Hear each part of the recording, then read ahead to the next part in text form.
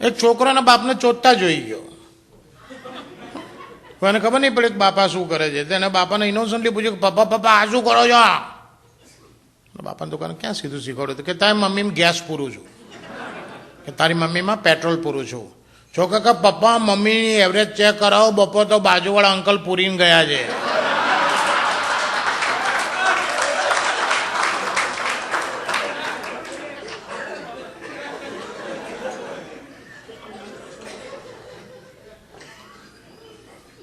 એક છોકરાના બાપ જોડે રોડ ઉપર ચાલતો ચાલતો જતો તો કૂતરો ને કૂતરી ચોંટેલા. નાનો છોકરો 10-12 વર્ષનો.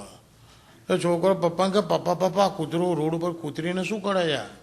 એને તો કાને ના શીખવાડે હતા કે બેટા કૂતરો છે ને એ કૂતરીને રોડ ઉપર કેવી રીતે ચાલવું એ શીખવાડે છે. એ છોકરો ગુસ્સે થઈ કે પપ્પા પણ એમાં ચોદવાની ક્યાં જરૂર છે આ બધી?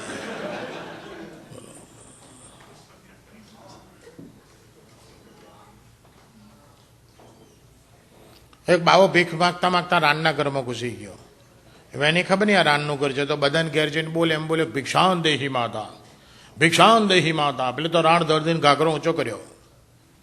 એટલે બાવો નીચે જોઈને કે ઓહો નહીં માતા નહીં માતા. फिर राण क्या पूरे गांव का माता है, तेरा क्यों नहीं माता?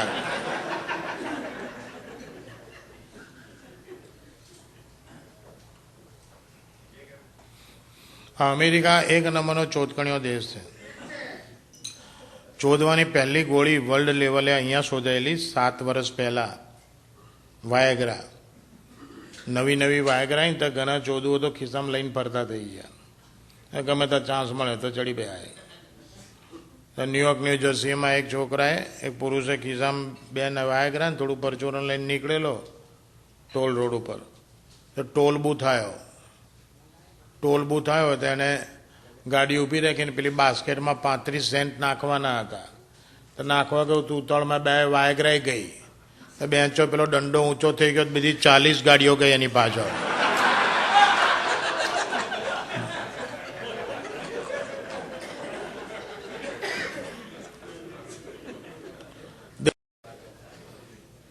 રાજેશભાઈ અને મિત્રો, પ્રોગ્રામ તો જ્યાં સુધી તમને મજા આવશે ત્યાં સુધી કરીશ, પણ મારી પસંદગીના, જો કે હું જેટલા કહીશ એ બધા મારી પસંદગીના જ હશે.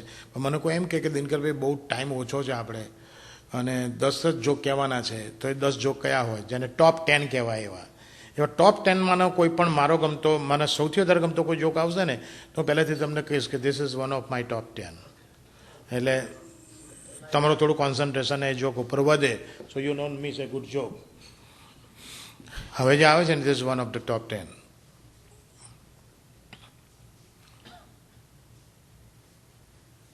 એક ભાઈને નીચે એક જ લખોટો,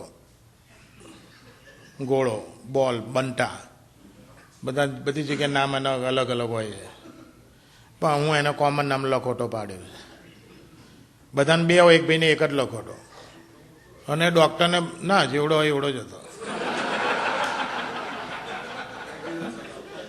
હા તો કે લાડુ થોડો જ નાના બેન છે કે એક મોટો બને.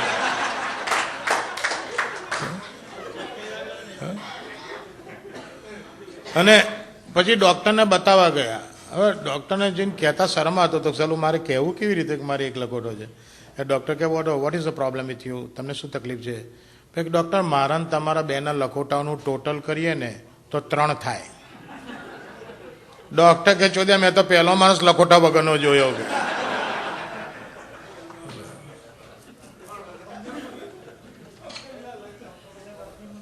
હા ડૉક્ટરને 3 હતા.